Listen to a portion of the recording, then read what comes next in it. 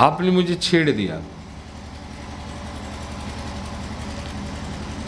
जब मंगल चंडिका के स्तोत्र पढ़ाए जाए तो प्राप्ति में राधा जी प्राप्त हो जाएंगी, बोल दिया मुंह से।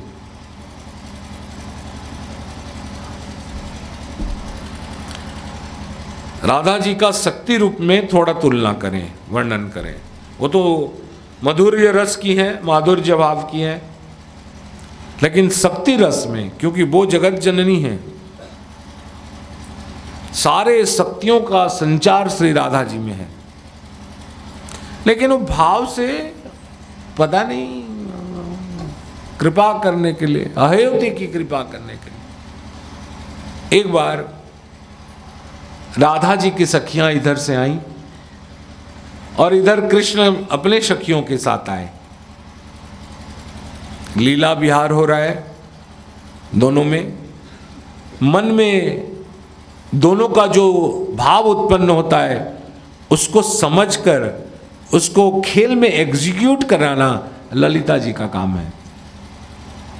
राधा जी का मन में, जैसे मेरे को 10 आदमी देखते लगता है कि कीर्तन करें, राधा जी के मन में कृष्ण की सखियों को देख के लगा कि लुका छिपी खेलें। और राधा जी का मन में जो भाव उत्पन्न होता है उसको पूरा करने के काम कृष्ण है। कृष्ण के मन में वही भावना उत्पन्न हुआ, बोला लुका छिपी खेलें। क्या खेलें? लुका छिपी खेलें। ललिता जी बोलने लगी, टॉस हुआ। पहले ये हुआ कि कृष्ण छिपेंगे और राधा जी पकड़ेंगे। कृष्ण ने कहा ठीक है, हम छिपेंगे, आप हम लोग को खोजो। कृष्ण ने अपने शक्तियों से क्या कहा, क्या किया, अपना स्वरूप सारे सखियों को दे दिया जो उनके तरफ से आए थे। एक श्याम नहीं है, अब बहुत सारे श्याम हैं। बोला गया ललिता, राधा जी पूछ रहे हैं श्याम छुप गए? बोले छुप तो नहीं गए, तो बोले असंख्य रूप में प्रकट हो गए हैं। तो प्रकट रूप में मैं उनको खोजूंगी कैसे? आवाज आती है इसी से मुझे खोजो। लुका छिपी आरंभ। राधा जी आंख खोलती हैं, देखती हैं न जाने कितने कृष्ण खड़े हैं। सब गोपियां कृष्ण बन गई हैं, खड़े हैं। राधा जी हर के पास में जाती हैं, सबके पास में जाती हैं राधा जी, और एक को पकड़ती हैं, यही कृष्ण है। कृष्ण खड़े हो जाते हैं और पूछते हैं राधा जी, इतने कृष्ण में तुम मेरे को कैसे पहचान लिए? राधा जी कहती हैं अब छोड़ो, बात की बात है, हार जीत का फैसला हो जाए फिर बताएंगे। अब हम को आप ढूंढो, हम छिप रहे हैं, हम लोग छिप रहे हैं। राधा जी और उनके सारे सखियां मल्लिका का फूल बन के खड़ी हो गई। मल्लिका का फूल का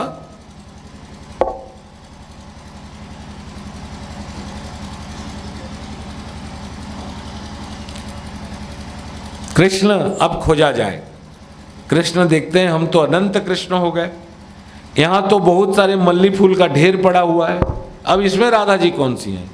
इसको गए हंस दिए, वहाँ गए हंस दिए, वहाँ गए हंस दिए, सबको हंसे और एक को छू के कहे इसी फूल में सी राधा जी हैं, इसी मल्लिका का ढेर में राधा जी प्रकट हो गई। राधा जी ने कहा हमको कैसे आप वो कर लिए, क्या कर लिए? ढूंढ लिए। ललिता जी कहती हैं ये रहस्य की बातें हैं, रहस्य हैं, छोड़ो, छोड़ दें। राधा जी कहते नहीं, रहस्य जानना है। किसके लिए? हम लोग के कल्याण के लिए। हम लोग के कल्याण के लिए राधा जी रस विस्तार कर रही हैं। कृष्ण ने कहा कि देखो, राधा जी से पूछा पहले आप बताओ, आप कैसे हमको पहचान लिए इतने सारे श्याम से, यही श्याम है बोल के? राधा जी ने कहा ये हाथ छू कर जानती है कि श्याम कहाँ है, कौन सा श्याम है। छू के बता देगा श्याम कहाँ है। कृष्ण अब आपकी बारी, आप बताओ, इतने सारे मल्ली फूल के ढेर से आप हमें कैसे पता कर लिए, ढूंढ लिए कि यही राधा जी हैं। कृष्ण ने कहा, मैंने सब मल्ली फूल का ढेर को देखा, सब बिना फूटे हुए थे। एक फूल पूरा फूटा हुआ था जिसका स्पर्श पाकर मल्ली फूल भी सौरभ में परिणित हो जाता है, खिल जाता है। वो कोई और नहीं हो सकती, वो साक्षात राधिका ही है। बिना फूटे हुए फूल हम लोग जो भी हैं, श्री राधा नाम का स्पर्श पाकर फूट जाएंगे, तब फिर हम कृष्ण के प्यारे कृष्ण को पहचान से दूर नहीं हो पाएंगे। ललिता को कहा गया, जीता कौन? ललिता तो बदमाश है, वो बोलती है देखो वैसे जीते तो कृष्ण ही है, क्योंकि राधा तो छू के पता कर लिए ना, और कृष्ण राधा के अंग सौरभ को नाक में ग्रहण करके पता कर लिए कि ये राधा है। जीते तो कृष्ण है, लेकिन जीतने में बहुत टाइम लिए इसलिए हार गए हैं, इसलिए राधा जी जीते। बहुत टाइम लिए क्यों? जल्दी बताते तो सबने कहा फिर सजा दो कृष्ण को, सजा दो, सजा हार गए। तो राधा जी कहती हैं, ललिता हार तो गए हैं श्याम, तो सजा भी तुम मुकर्रर कर लो। क्या सजा? ललिता कहती हैं, हे राधिके, आपकी चरण सेवा श्री कृष्ण को मिल जाए, यही उनकी सजा है। बोलो प्रियतम भगवान की, लाडली लाल सरकार की, वृंदावन विहारी लाल की। जय जय राधा राधा राधा, जय जय राधा राधा राधा, जय जय राधा राधा राधा, जय जय राधा राधा राधा, जय जय राधा राधा राधा, जय जय राधा राधा राधा, जय जय राधा राधा राधा, जय जय राधा राधा राधा, जय जय राधा राधा राधा, जय जय राधा राधा राधा, जय जय राधा राधा राधा, जय जय राधा राधा राधा, जय जय राधा राधा राधा, जय जय राधा राधा राधा, जय जय राधा राधा राधा। नाना भूषण भूषितां सुमनं समानंद कल्लोलिनी, पुल्लिंदिवरं नीलं लोलनयनां श्रीरामं कृष्णनानजं, सर्वभीष्टफलं प्रदायिनी गतां त्रैलोक्य सम्मोहिनीं, देवी संभव दुःखवात्समनीं, देवी सुभद्रे भजे। जय जय राधा राधा राधा, जय जय राधा राधा राधा, जय जय राधा राधा राधा, जय जय राधा राधा राधा, जय जय राधा राधा राधा, जय जय राधा राधा राधा, जय जय राधा राधा राधा, जय जय राधा राधा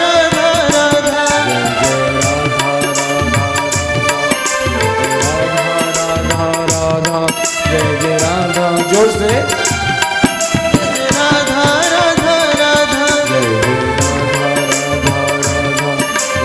राधा राधा राधा, जय जय राधा राधा राधा, जय जय राधा राधा राधा।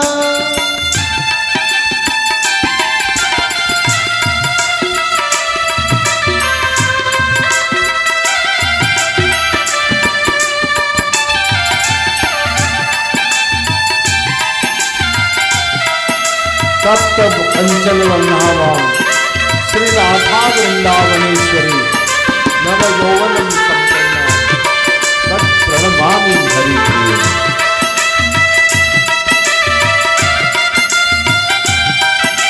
ओम ह्रीं श्रीं श्री राधाय नमः। ब्रह्मवैवर्त पुराण।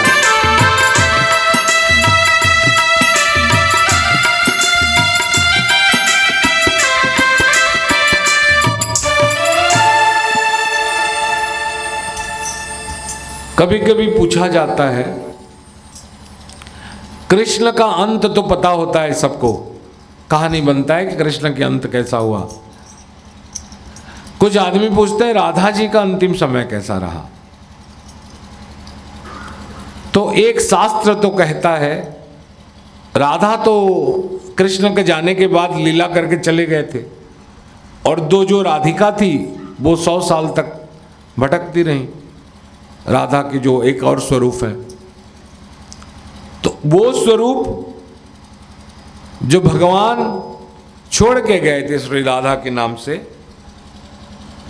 वो तो गवा माने गाय, वो गाय के अंदर समाहित हो गई। और वो जो था राधिका वाला ताकत शक्ति, उसको शास्त्र प्रमाणित किया है कि रोहिणी माता के साथ राधा इत्यादि शरीर से पुष्पक विमान में स्वर्ग कहाँ चले गए, गोलोक चले गए। बोल साचे दरबार की। गाय का पूजन अनादिकाल से है, ये बहुत भाग्य है। कुछ मिले या ना मिले हम नहीं जानते, लेकिन हम लोग को गौशाला में हरि कीर्तन, भगवान की स्थापना, सब एक पवित्र पवित्र चीज़ है। उस जगह में हम लोग कर रहे हैं। अंत समय में भगवान की और हम लोग को जाने की, गाय माता की हम लोग शरण में आ गए हैं। माँ को जितनी सम्मान मिलती है, गौ माता की भी उतनी सम्मान से पूजा की जाती है। कहा जाता है कि गाय माता के शरीर में 33 करोड़ देवता वास करते हैं। 33 कोटि, कोटि माने यहां होता है प्रकरण, करोड़ों में नहीं, प्रकरण बोलूंगा उसको पीछे। गौ माता को थोड़ा बोलते समर्पण करते रहें। जो व्यक्ति नियमित रूप से 11 दिन तक, कोई भी गाय हो, गाय के शरीर पर सुबह और शाम हाथ फेरता है और उनका 7 परिक्रमा करता है, उसके सारे मनोरथ पूर्ण हो जाते हैं। भागवत कहता है भगवान कृष्ण रोज गाय के पास जाते थे, रोज, और उसको खजवाते थे कुछ देर के लिए, और उसको अपना दुख बताते थे। और भगवान कहते हैं कि मेरे सारे संकट उसी से दूर हो जाता था। और उसका भगवान ने कहा एक व्रत है, ये व्रत है जिसका नाम है गो कंडुयन व्रत, गाय को खजवाना। जो गाय को शरीर में हाथ फेरता है सुबह शाम और 7 परिक्रमा करता है, उसकी सारी मनोकामनाएं पूर्ण हो जाती हैं। बुधवार के दिन एक गणेश मंत्र होगा,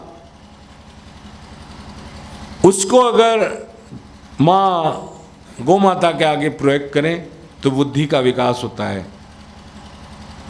हमारे शास्त्र, ऋषि, मुनि, संत, परमात्मा, महात्मा, शास्त्र ग्रंथ, अनेक महापुरुषों ने, सब ने अपने शब्दों में गौ माता का अद्भुत व्याख्यान किया है। भगवान श्री कृष्ण गीता में स्वयं कहा है धेनु नामाशीम, धेनु नामाशीम, मैं गांव में कामधेनु गाय हूं। दूसरा किसी को क्या है, मॉडर्न लड़के लोग, स्वामी विवेकानंद ने भी कहा कि गाय का परिक्रमा करने से सारे संपूर्ण ब्रह्मांड की परिक्रमा हो जाती है। विवेकानंद ने अपने घर से नहीं कहा, ये शास्त्र में है, हमें जब भी पढ़ रहे हैं वैसे ही। तो विवेकानंद को जो फॉलो करते हैं, विवेकानंद ने कहा कि संपूर्ण ब्रह्मांड की पुण्य फल गौ माता का परिक्रमा करने से मिल जाता है। एक तो बाल गंगाधर तिलक थे, उन्होंने गाय के ऊपर संक्षिप्त टिप्पणी कहा कि अब भले मुझे मार दो लेकिन गाय पर हाथ मत उठाओ। बोल सांचे दरबार की। गुरु गोविंद सिंह कहते हैं यही देहु आज्ञा तुल्क को खपाऊं, गौ माता का दुख सदा मैं मिटवाऊं। मैं गौ माता का सारा संकल्प है दुख को मिटाऊं। याज्ञवल्क्य ऋषि जो सरस्वती माता का उपासक हैं, वो कहते हैं गाय का घी के हवन करने से सारे वातावरण का मलिनता नष्ट हो जाता है। और आजकल कहते हैं कि हवन करने से वातावरण पॉल्यूटेड होता है। गाय का गोबर ओम ह्लीं सुरभ्ये नमः इस मंत्र से अभिषिक्त करके अगर गोघृत को दिया जाए तो वातावरण मलिनता खत्म हो जाती है। क्रिश्चियन लोग भी तो कहते हैं, ईसा मसीह ने कहा एक गाय को मारना एक मनुष्य की मारने जैसा जितना पाप है। Jesus Christ. मुस्लिम संत जो भगवान का प्रिय हुआ, जिसका नाम था रस खान, कहा यदि ईश्वर मुझे दोबारा धरती पर जन्म दे तो मैं पशु के रूप में गाय के पशु बनकर जन्म लूंगा। गाय के गर्भ से जन्म लेना पसंद। कौन कहता है? रस खान। भगवान शिव को क्या सबसे ज्यादा प्रिय है? बिल्वपत्र। त्रिगुणम त्रिगुणाकारम त्रिदलम त्रिगुणाकारम और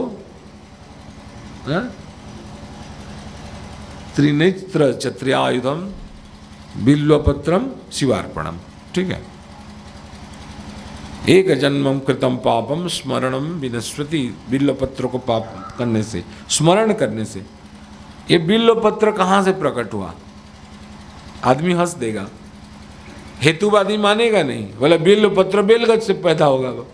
बिल्वपत्र कहाँ से प्रकट हुआ? बिल्वपत्र गाय के गोबर से प्रकट हुआ है, इसलिए भगवान शिव को इतना प्रिय है। स्कंद पुराण कहता है सर्वदेवमयी और सर्व गोमय है। इनके शरीर सारे देवताओं का समष्टि है उसमें। श्रीमान अरविंद हमारे जमाई लोग का भगवान कहा, गो धर्म अर्थ काम और मोक्ष। ये गाय जो है ये धर्म अर्थ काम और मोक्ष सब का धात्री होने के कारण, देने वाली होने के कारण इनका नाम है कामधेनु। और इनकी चिंतन से सारे पराभव आदमी को प्राप्त हो जाता है। अगर व्यक्ति गाय की सेवा और इसके पूजन अर्चन करता है तो उसके ऊपर आने वाले सब प्रकार की मुसीबतें दूर हो जाती हैं। गौ माता का व्यक्ति कभी भी परेशानी का समाप्त कर देती। माँ गौ माता सारे परेशानियों को समाप्त कर देती हैं। कहाँ है परेशानियाँ मिटाने के यंत्र? कहाँ हैं? हम लोग गोपालक नहीं हैं, हम लोग दूध बेचने वाले नहीं हैं। मैं तुम लोग को इतना समझाया, तुम लोग आगे बढ़ गए जीवन में, किसी बाबा का और जरूरत भी नहीं है तुम लोग को। लेकिन अब करोगे क्या? कुछ तो करना है इस संसार में, तो गो सेवा करो। क्या करो? गो सेवा करो। इस सेवा का जगह है। यहाँ के दूध से कमर्शियलिज्म नहीं है हमारे का। हम ही लोग इसको सेवा करने के लिए रखे हैं कि कम से कम माँ के ऊपर हाथ तो फेर लें। कहा जाता है गोबर का उपले जो होता है उसको जलाने से वातावरण शुद्ध होता है और नेगेटिविटी दूर होते हैं और पॉजिटिव एनर्जी चारों तरफ चलता है। गौ माता का दूध आप तो जानते हैं, दूध क्या, दूध घी दही दूध घी सब ये अमृत के समान है। ये अद्भुत गुण के तत्व मौजूद होने के कारण बहुत सारे बीमारियों को गोदूध दूर करती है।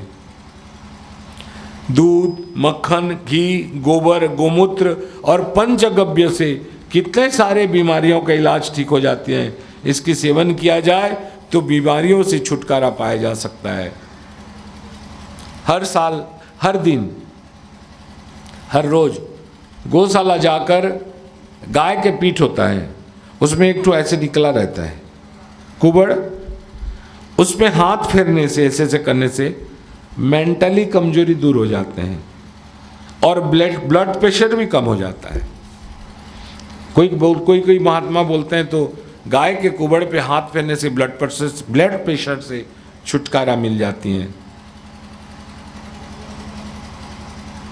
अगर गौ माता को घर में रखा जाए और उसकी पूरी तरह से सेवा किया जाए तो जीवन में शीतलता शांतिमय बनी रहती है। साथ में घर में अकाल मृत्यु नहीं होती है।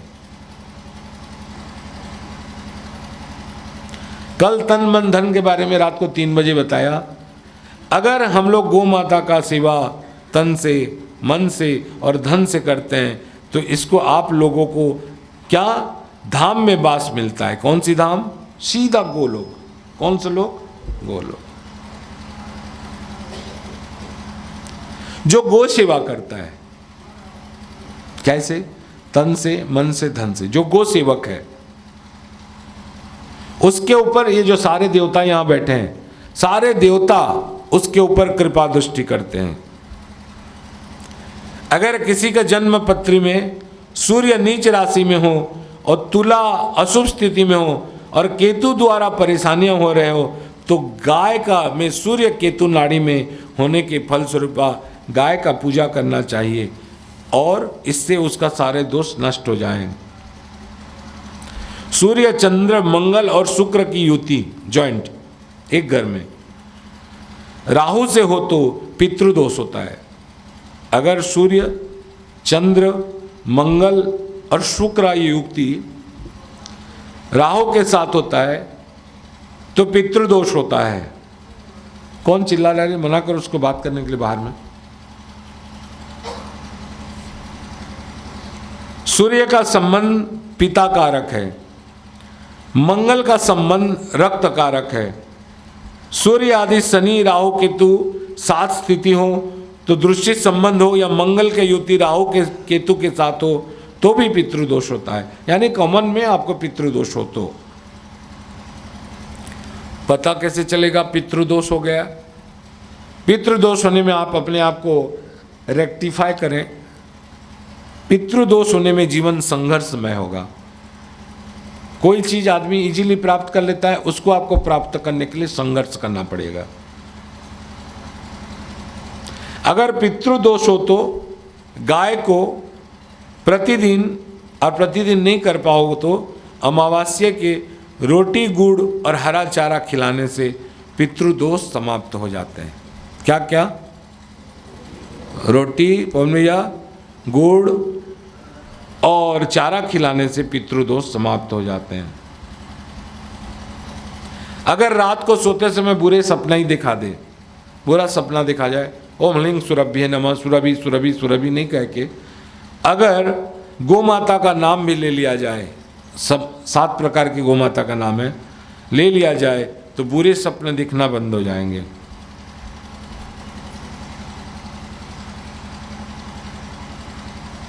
अगर जन्म पत्री में शुक्र अपनी नीच राशि कन्या पर हो, शुक्र की दशा चलती रही हो और शुक्र अशुभ फल देता रहा हो, या 6, 8 और 12 के घर में हो, तो प्रातःकाल भोजन में 1 रोटी सफेद रंग की गाय को खिलाना कोशिश करना चाहिए। 1 रोटी प्रातःकाल।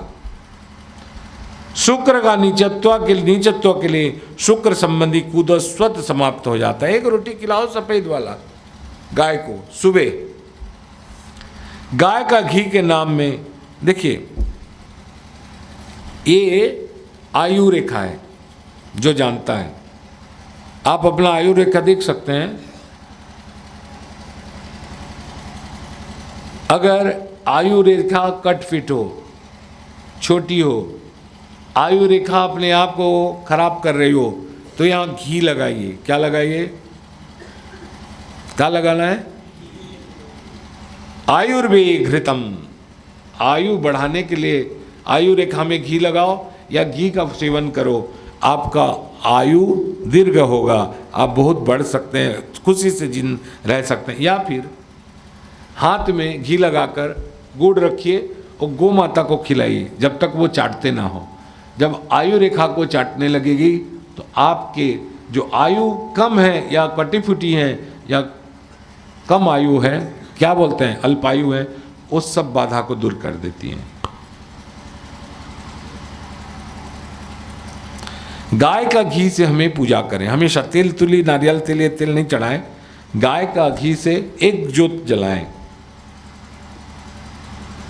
गाय का जो कुबड़ होता है, कुबड़ माने समझते हैं, जो पीछे है, उसका देवता है, अधिष्ठात्र देवता है गुरु। अगर जन्म पत्रिका में बृहस्पति नीच का हो या मकर राशि में हो या अशुभ स्थिति में हो, तो देसी गाय दर्शन करना चाहिए। गुड़ तथा चने का दाल रखकर गाय को रोटी देना चाहिए। रोटी में चना दाल और गुड़ रखकर गाय को खिलाएं। अगर आप जा रहे हैं यात्रा में और गौ माता आ जाएं, दिखाई दें, तो उन्हें पहले राइट साइड छोड़ें और आप लेफ्ट से निकल जाए, यात्रा सफल होगी। ज्योतिष शास्त्र में सबसे उत्तम समय बताया गया गोधूली का समय, शाम के समय। आप अगर कोई समय देखना चाहते हैं, क्या करें क्या नहीं, बच्चों को ये करना है वो करना है ये सब करना है, तो अगर समय नहीं मिल रहा है आपको ठीक, तो गोधूली समय में अगर आप कोई काम करें, जिस समय में गौ माता आते हैं, धूल उड़ता रहता है, उस समय में कोई काम करें तो उसके लिए फिर और कुछ देखना नहीं पड़ता, सर्वोत्तम मानी गई है। किसी को नेत्र दोष हो तो गौ माता के आंखों में उसके नेत्र को दर्शन कराओ, गौ माता को आंखें को दर्शन कराओ, क्योंकि गौ माता के एक आंख में सूर्य और एक आंख में चंद्र दर्शन करने से आंखों की वो खत्म होती है, क्योंकि एक आंख ज्योत्सना की देवता है और एक आंख किरण की देवता है, इसलिए आपका आंख में जो तकलीफ होता है वो कम हो जाता है। अगर रास्ते में आ रहे हैं, गाय सामने पड़ जाए या बछड़े दूध पिलाता हुआ दिख जाए, तो मान के चलिए वो अद्भुत रूप से आपको सगुन के रूप स्वरूप दे रहे हैं। जिस घर में गाय होती है उस घर में किसी वास्तु आदमी को जरूरत नहीं है, अपने आप वास्तु खत्म हो जाता है। देखिए इस घर में कहीं कोई वास्तु पूजन नहीं हुआ, ना यहाँ ना यहाँ ना वहाँ ना, जहाँ गौ माता है, हम लोग गौ माता के शरण में ही सब है, महादेव भी गौ माता के शरण में है, अपने आप वास्तु दोष खत्म हो जाते हैं। कहा जाता है जिस व्यक्ति का भाग्य सोया हुआ है, भाग्य रेखा के ऊपर गुड़ रखो और गौ माता का चटाओ, या उत्पन्न भाग्य पाने के लिए भी गौ माता को अपने हाथ से गुड़ रख के चटाओ। जब गौ माता आपके हाथ से गुड़ को चाटेगी तो आपका सोई हुई भाग्य रेखा खुल जाती है। बोल साचे दरबार की। सबसे उत्तम पूजा करने लायक अगर कोई गाय है तो वो काली गाय है। कौन सी गाय? ओ साइड में जो है मौसी, काली गाय। और जपा कुसुम संकाश काश्य पियो मोहत तीन तमोरी सर्व पाप अग्नम प्रणोति स्मृति दिवाकर। पूरा 9 ग्रह जो है, ब्रह्म मुरारी त्रिपुरांतकारी भानु शशि भूमि श्रुतो बुधश्च गुरुश्च शुक्र शनि राहु केतवे सर्वे ग्रह शांति करा भवंतु बोल के अगर काली गाय का पूजा किया जाए तो 9 ग्रह शांत हो जाते हैं, और 9 ग्रह की पूजा करने की जरूरत नहीं है। जो ध्यान पूर्वक गौ माता का पूजन करता है उसके सारे शत्रु दूर हो जाते हैं, छूट जाते हैं। इसको कहकर एक बार जोर से माता का भजन कर। बैठ गए तो कैसे होगा? माता का भजन करो, बढ़िया भजन, कीर्तन भजन। जयकारा सरवलिदा बोल साचे दरबार की जय। हे अम्बा हे अम्बा हे अम्बा बोल, ईश्वर सतचित आनंद बोल। हे अम्बा हे अम्बा हे अम्बा बोल, ईश्वर सतचित आनंद बोल। हे अम्बा हे अम्बा हे अम्बा बोल, ईश्वर सतचित आनंद बोल। हे अम्बा हे अम्बा हे अम्बा बोल, ईश्वर सतचित आनंद बोल। संबा सदा शिव संबा सदा शिव संबा सदा शिव बोल। संबा सदा शिव संबा सदा शिव संबा सदा शिव बोल। बालक प्रेरक सतपति बोल, बालक